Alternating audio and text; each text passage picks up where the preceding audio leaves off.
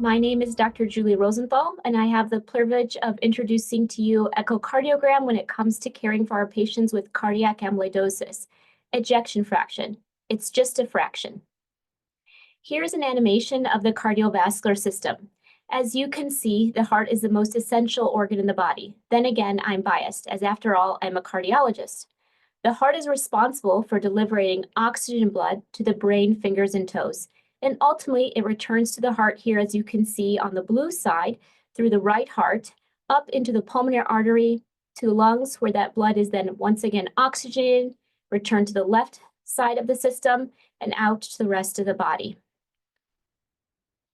When thinking about cardiac amyloidosis, there are two main types that affect the heart, specifically light chain amyloidosis, as you can see here on the left side of the screen, as well as transthyretin amyloidosis, as you can see here on the right.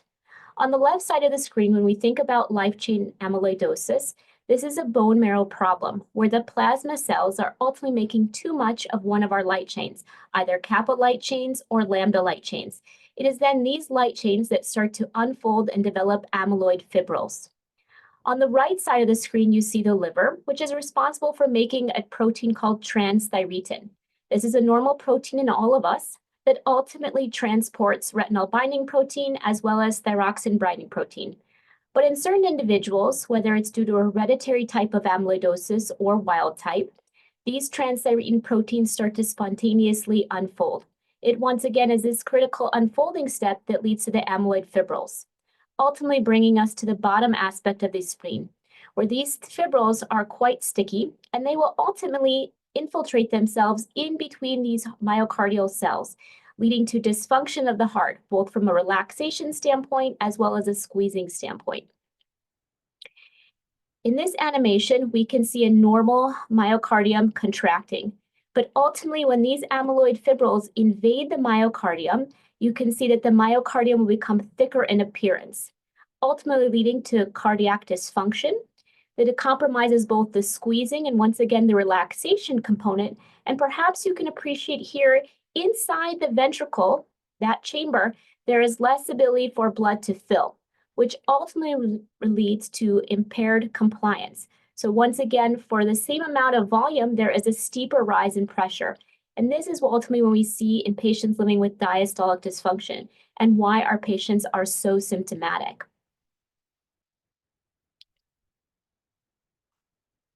When thinking about the echocardiogram, it is a simple tool that we as cardiologists use to look for abnormalities. And classically, in a patient living with cardiac amyloidosis, we can see multiple findings.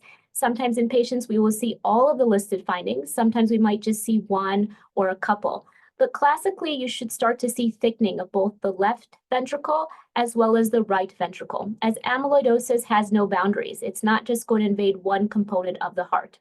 We could also see biatrial enlargement, reduced atrial function. We can see pericardial effusions, and using Doppler techniques, we can note restrictive filling patterns. But whenever you see an echocardiogram that has a thickened interventricular septum, specifically more than 12 millimeters, please ask the question, could this be amyloid? Here is a panel taken from one of my patients living with cardiac amyloidosis. On the left side of the screen, we see a classic apical 4-chamber view. And hopefully each of you can appreciate that this heart is having a hard time, not only squeezing, so the systolic function is compromised, but hopefully you can appreciate that the left ventricle is quite thick in appearance, as is this interventricular septum and the right ventricle free wall. And even the interatrial septum is quite thick in appearance. In this middle view, we see a pulse wave Doppler going through the mitral valve. And here you can see not only early filling pattern between the atrium and the ventricle, but late. And hopefully what you can appreciate is the absence or minute atrial contraction noted by the A wave here, which is basically absent. This is important because here you can see this is the ECG strip of this individual. And hopefully you can appreciate by these black arrows here that there is a P wave preceding each QRS complex, noting that this patient is electrically in sinus rhythm.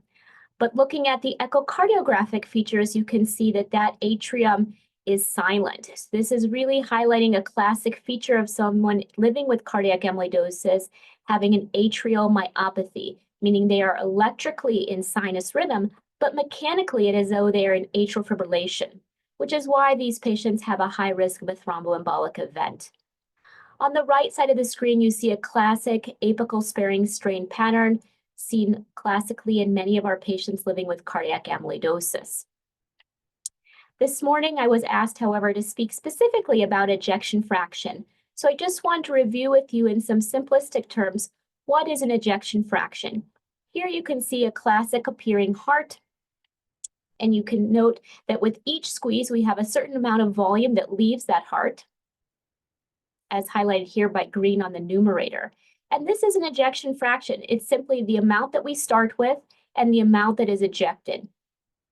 So here you can see we had 6 balls leave the heart and we started with 10. So the ejection fraction is simply 6 out of 10 or 60%. But I really want to highlight that not all ejection fractions are the same, even if they look to be normal. So here is an individual living with an amyloid heart. And look at that left ventricle. That chamber is quite thick. Thus, the amount of balls that we're starting with is compromised, where we have a denominator of only 6.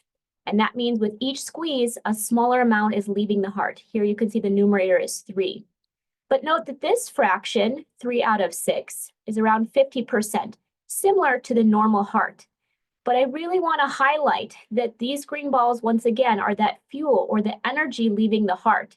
And would you rather have 3 pieces of energy leaving the heart versus 6, as we saw in the other film? So just to put this together, I really wanted to highlight the difference between a normal heart as well as an amyloid heart.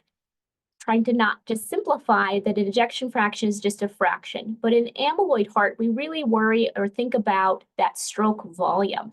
And we know when the stroke volume becomes compromised, our patients will start to feel poorly, as their ability to augment their cardiac output is compromised. So here you can see the normal heart with an ejection fraction of 60% and an amyloid heart with an ejection fraction of 50%. They are certainly not the same.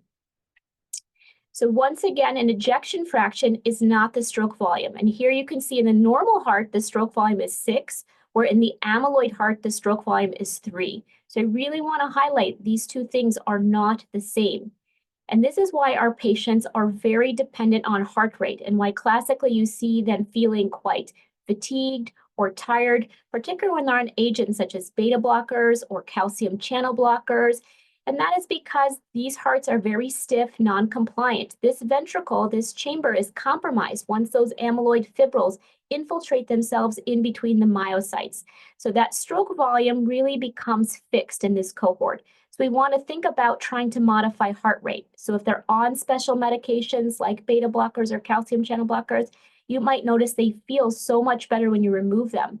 Or if you have a pacemaker in your patient, you really want to look at that heart rate variability.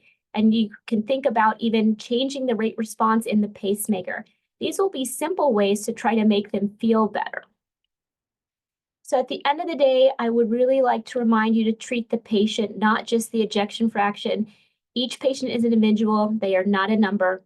Remember, ejection fraction is not equal to the stroke volume.